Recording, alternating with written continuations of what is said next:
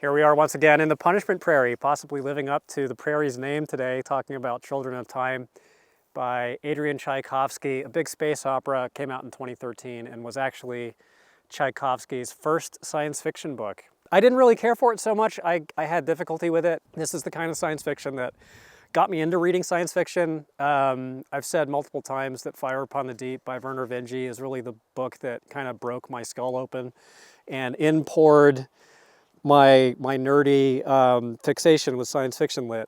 As such, I think Children of Time shares a lot of the same traits with those other books in the new space opera, writers like Hamilton or Reynolds or Banks or Vernor Vinge. They're just sort of like native pitfalls, and Children of Time kind of falls victim, I feel, to a few of them.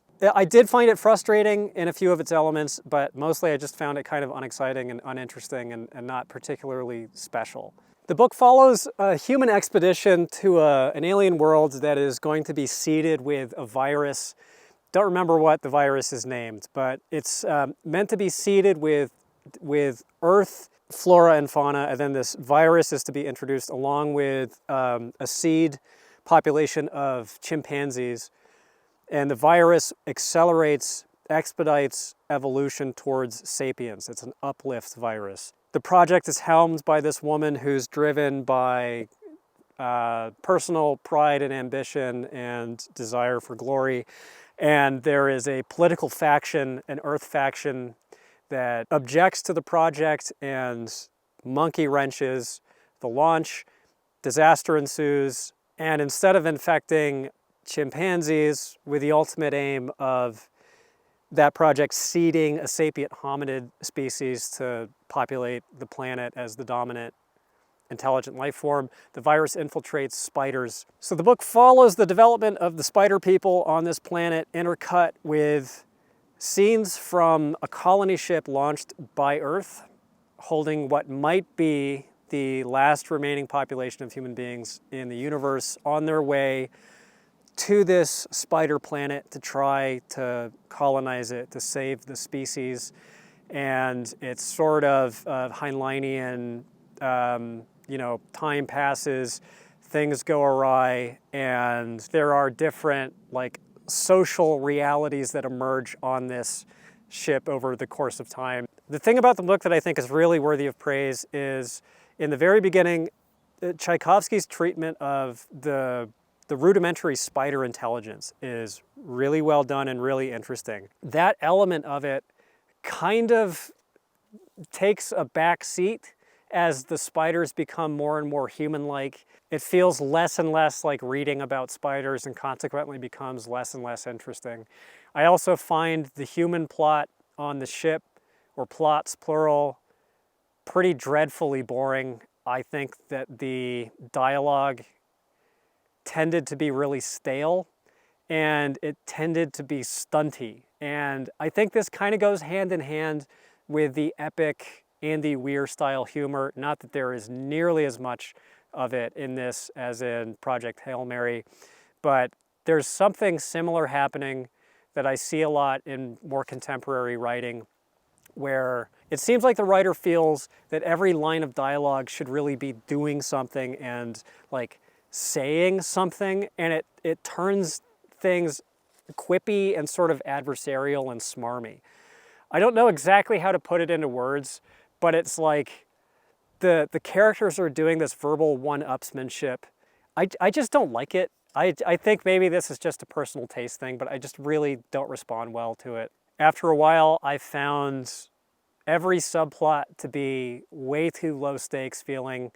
I was so irritated by the human characters that I did the thing that is a cliche, where I was kind of hoping that the ship exploded so that I didn't have to listen to them talk anymore, and I just didn't care. I think I also had trouble really caring because it is so much like Deepness in the Sky by Vinge, which is the prequel to Fire Upon the Deep. Fire Upon the Deep, which is another book about spider guys evolving through different forms of social organization and interpersonal, gender dynamics. I think it's in there. That's certainly a part of Children of Time.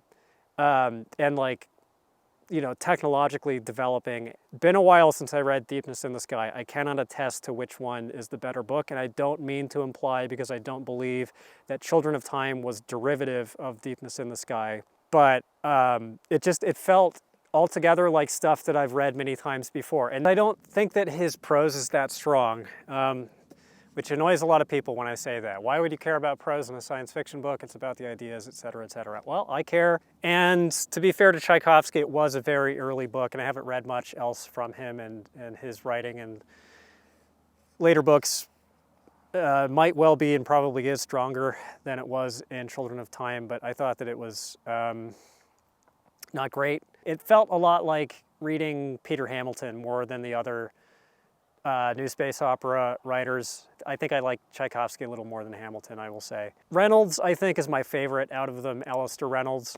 I have criticisms of Reynolds as well here and there, but I think his stuff is more exciting. I think it's a little more fun. Kind of works a little bit better as pastiche to the old space opera material. I think it preserves the old spirit of like the adventure fiction a little bit more. There's a huge red tail flying up on us.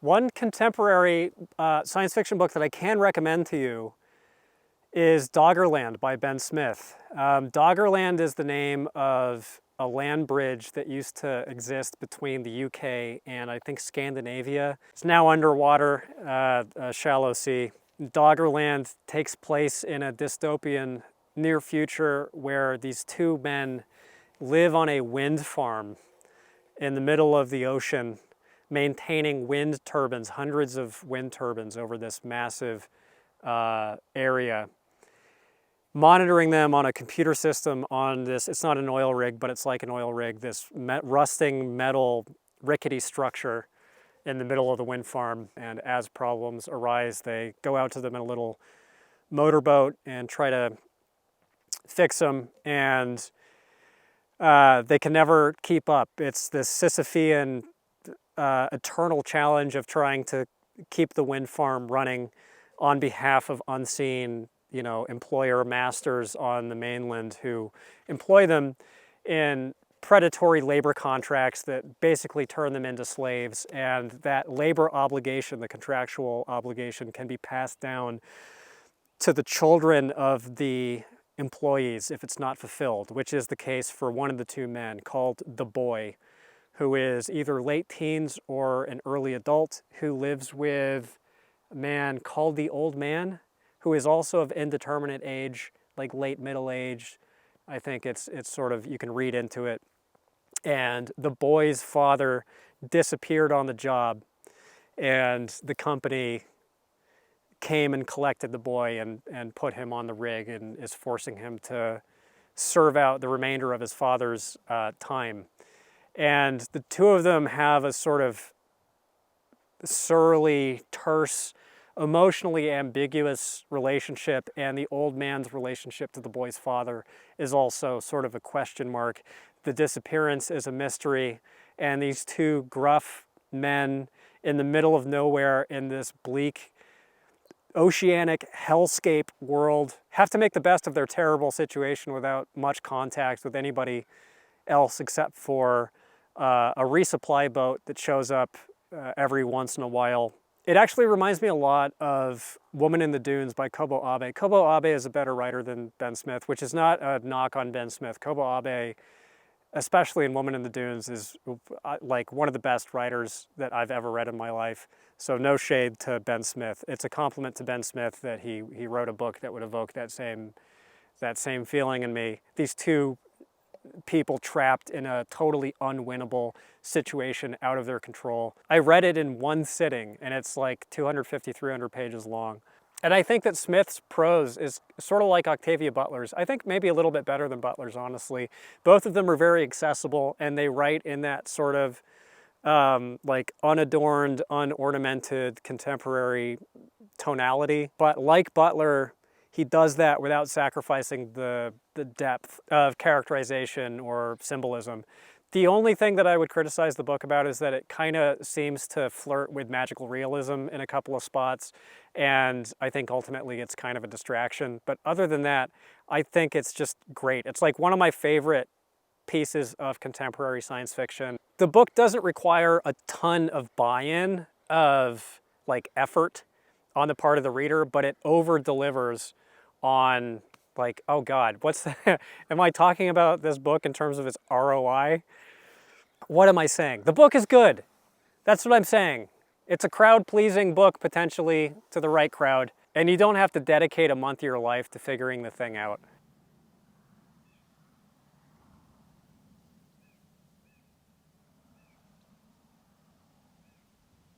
Also read The Vegetarian by Han Kang, which won the Nobel Prize. Came out in 2007.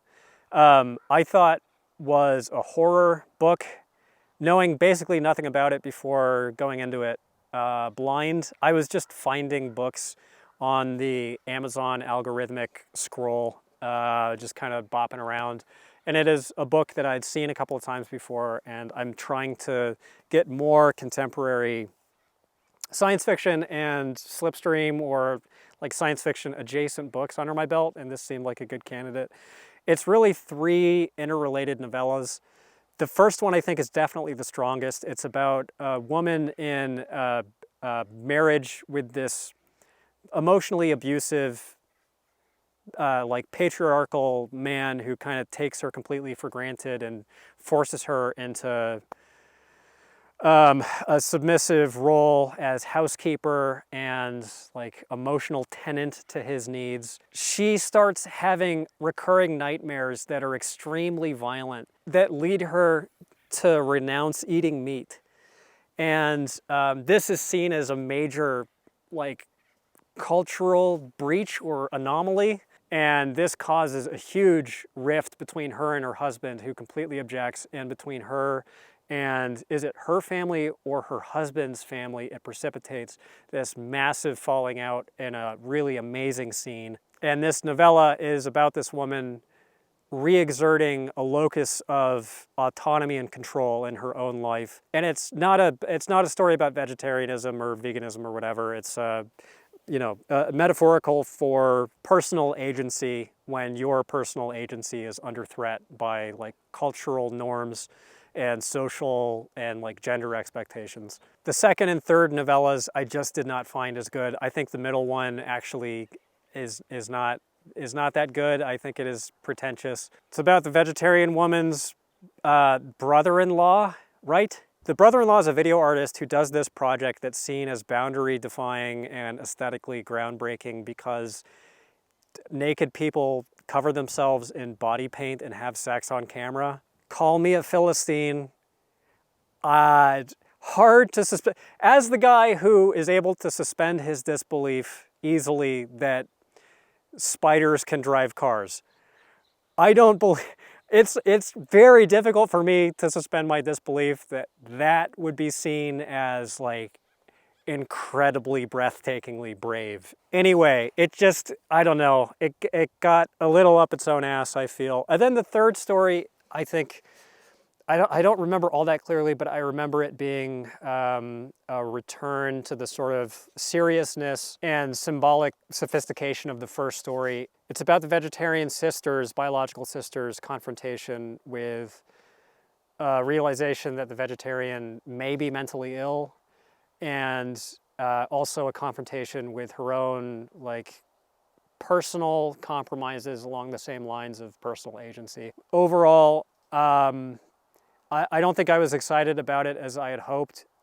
It's certainly not a bad book, but it's one that I kind of had mixed feelings about. I do recommend it, especially for the first story, which I think is really great. Before I sign off, I actually have a couple of non-book recommendations to make to you. There are a couple of channels that I want to suggest you take a look at. One of them, his channel name is Masked Manta.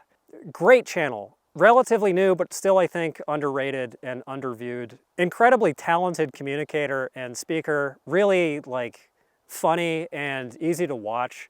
And also extremely knowledgeable and insightful and like clearly passionately engaged with the material. It reads a lot of genre fiction, specializes in fantasy and especially quote-unquote pre-Tolkien fantasy, commands an impressive amount of knowledge both about the genre itself and also the feeder stream traditions and literature and myth and folklore and religion and history that inform it.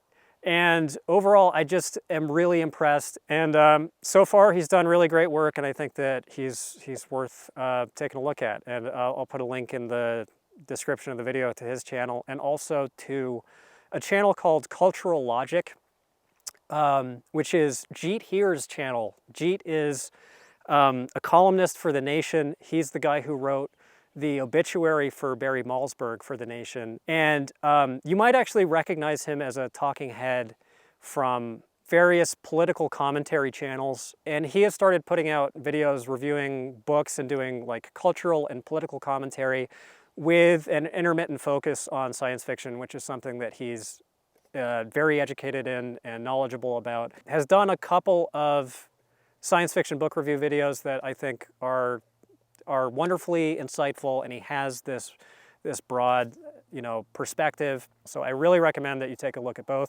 Both will be linked in the description. I also have another channel. It's called The Book Pill's Patreon. It's $5. I have over 200 videos there, and I do individual book reviews for each book that I read right after I read them, so my thoughts are a little bit fresher.